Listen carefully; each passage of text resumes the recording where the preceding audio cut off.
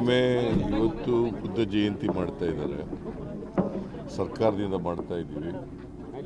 ಈ ನಾಡಿನ ಜನತೆಗೆ ಬುದ್ಧ ಜಯಂತಿಯ ಶುಭಾಶಯಗಳನ್ನು ಕೋರಲಿಕ್ಕೆ ಬಯಸ್ತಾ ಇದ್ದೇನೆ.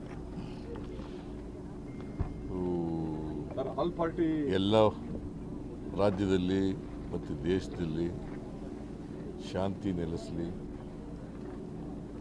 ಅಂತೇಳಿ ಹಾರೈಸ್ತೇನೆ. ಸರ್, ಹಿತ್ತಲ ಗಿಡ ಮುದ್ದಲ್ಲ ಅಂತ ನೀವು ಹೇಳಿದಾಗ ಯುದ್ಧ ಬೇಡ ಅಂತ ಹೇಳಿದಾಗ ಎಲ್ಲರೂ ಮುಗಿ ಬೀಳಕ್ಕೆ ಟ್ರೈ ಮಾಡಿದ್ರು ಸರ್. ಯಾವುದೋ ಪಕ್ಕದ ದೇಶದವ್ರು ಹೇಳಿದಾಗ ಸುಮ್ಮನೆ ನಾನು ಅದ್ರ ಬಗ್ಗೆ ಮಾತಾಡೋಣ. ಸರ್, ಇವತ್ತು ಎರಡು ದೇಶಗಳ ಸೇನಾಧಿಕಾರಿಗಳ ಪ್ರಮುಖವಾದ ಸಭೆ ಇದೆ.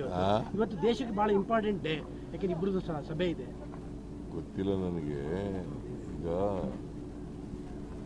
ಸೀಸ್ ಫೈರು ಡಿಕ್ಲೇರ್ ಮಾಡಿದ್ದಾರೆ, ಎರಡೂ ದೇಶಗಳು ಒಪ್ಕೊಂಡಿದ್ದಾರೆ. DGMOಗಳು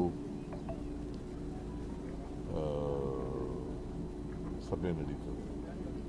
ಅಲ್ಲಿ ಏನು ತೀರ್ಮಾನ ಆಗುತ್ತೆ ನೋಡೋಣ. ಸರ್, ರಾಹುಲ್ ಗಾಂಧಿ ಅವರು ಲೆಟರ್ ಬರೆದ್ರೆ, ಖರ್ಗೆ ಅವರು ಲೆಟರ್ ಬರೆದ್ರೆ ಆಲ್ ಪಾರ್ಟಿ ಮೀಟಿಂಗ್ ಕರೀದಿರೋದು ಎಷ್ಟು ಸೂಕ್ತ? ದೇಶಿ ಜನರಿಗೆ ಗೊತ್ತಾಗೋದು ಬೇಡ. ನನ್ನ ಪ್ರಕಾರ ಅವರು ಆಲ್ ಪಾರ್ಟಿ ಮೀಟಿಂಗು ಕರೀಬೇಕಾಗಿತ್ತು. ಬಿಫೋರ್ ದಿ ಸೀಸ್ ಫೈರ್ ಮಾಡೋಕ್ಕೆ ಮುಂಚಿತವಾಗಿ all party meeting ಕರೀಬೇಕಾಗಿತ್ತು.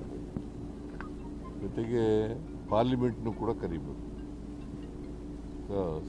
It's a very serious matter.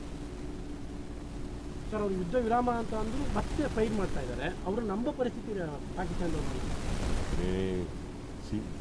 Firing ಆಗಿಲ್ವಲ್ಲ. ಈಗ ಅದಕ್ಕೆ DGMOಗಳು ಸಹಿತ ಮೀಟಿಂಗ್ ಮಾಡ್ತಾರಲ್ಲ, ಅವ್ರು ಏನು ತೀರ್ಮಾನ ಮಾಡ್ತಾರೋ ಅಲ್ಲಿ ಏನೇನು ಚರ್ಚೆ ನಡೀತದೆ. ಫೋರ್ಸಸ್ ಫೈಟ್ ಮಾಡಿದ್ರು. ಒಂದು ಪೊಲಿಟಿಕಲ್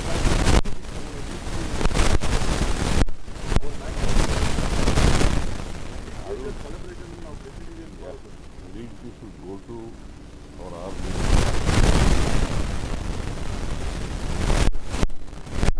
ಯಾರಿಗೂ ಇದು political party. Credit should go to our army defense. ಇದೆಲ್ಲ ಅವರಿಗೆ ಹೋಗ್ಬೇಕು. ರಾಜ್ಯದಲ್ಲಿರೋ ಎಲ್ಲ ಪಾಕಿಸ್ತಾನದವರು ಹೋದ್ರೆ ರಾಜ್ಯದಲ್ಲಿರೋ ಎಲ್ಲ ಪಾಕಿಸ್ತಾನಿ ಪ್ರಜೆಗಳು ವಾಪಸ್ ಕಳಿಸಿದ್ದಾರೆ ಸರ್. ಅದೇ ಮೈಸೂರಿನಲ್ಲಿ 3 ಜನ ಮಕ್ಕಳು ಮಾತ್ರ ಇದ್ದಾರೆ, ಬಾಕಿಯವರೆಲ್ಲ ಹೊರಟೋಗಿದ್ದಾರೆ. ಇಡೀ ರಾಜ್ಯ